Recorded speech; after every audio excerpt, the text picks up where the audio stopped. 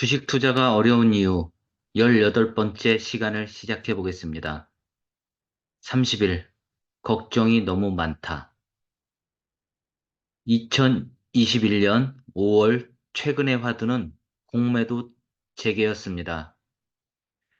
코로나 기간 동안 주식시장에 대폭락하여 각국 정부들은 공매도를 금지시켰었습니다.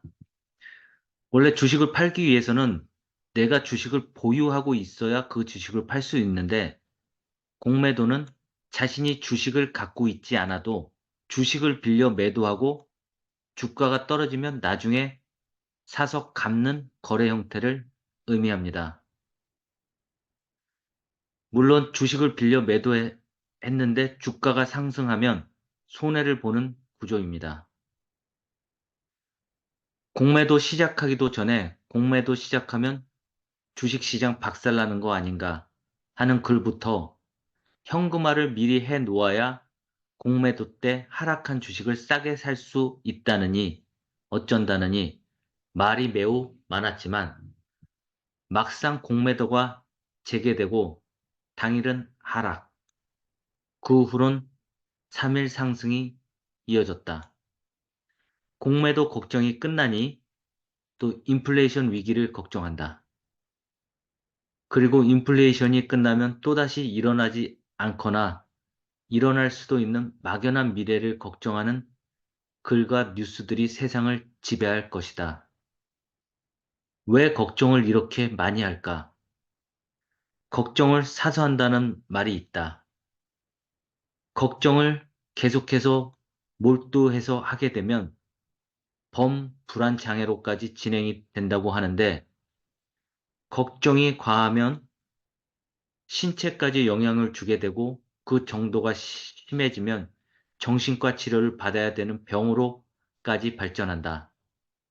정신과 의사의 말을 빌리자면 우리가 걱정하는 대상은 1차성 염려라고 한다. 인플레이션이 올 거라고 걱정하는 게 1차성 염려라고 하는데 이런 걱정을 자주 하다 보면 2차성 염려로 전이가 된다고 한다. 인플레이션이 와서 내 종목이 폭락하면 어떡하지? 철강 가격 폭등으로 내가 가지고 있는 건설회사가 아파트를 늦게 완공해서 페널티를 물게 되면 어떡하지?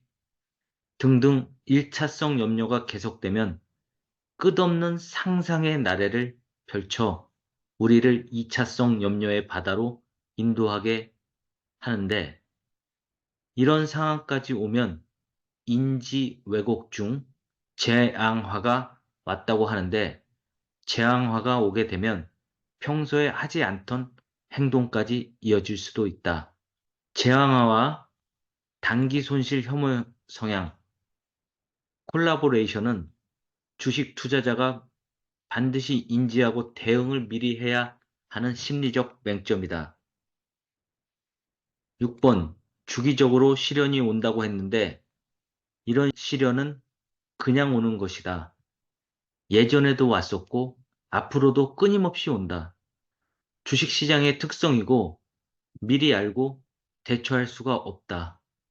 이런 시련이 올 때마다 마음의 준비가 되어 있지 않은 사람들이 재앙화, 손실혐오, 레버리지 등이 콜라보레이션을 하면 최저점에서 손절매하여 재산상의 손실을 확정짓거나 24번 항목 한방심리 발동으로 옵션 같은 상품에 손을 대어 계좌가 깡통까지 진행될 수도 있는 것이다. 옵션은 기초 상품을 미래 일정 시점에 사거나 팔 수 있는 권리를 거래하는 것입니다.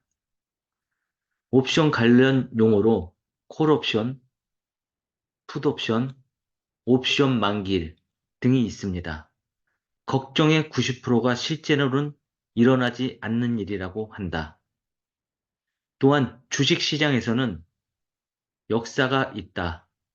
역사를 참고하면 일어날 일들에 대한 해답을 어느 정도 배울 수 있기 때문에 한국 주식시장의 역사, 미국 주식시장의 역사, 버블의 역사 같은 책들도 공부해 놓으면 앞으로 투자하는데 많은 도움이 되겠다.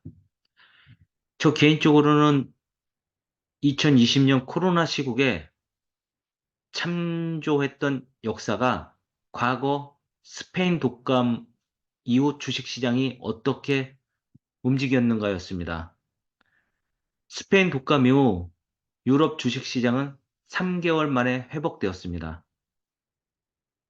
이 역사를 근거로 개인적으로 코로나 시국에 매우 낮은 시점에 주식을 자신 있게 매입할 수 있었습니다.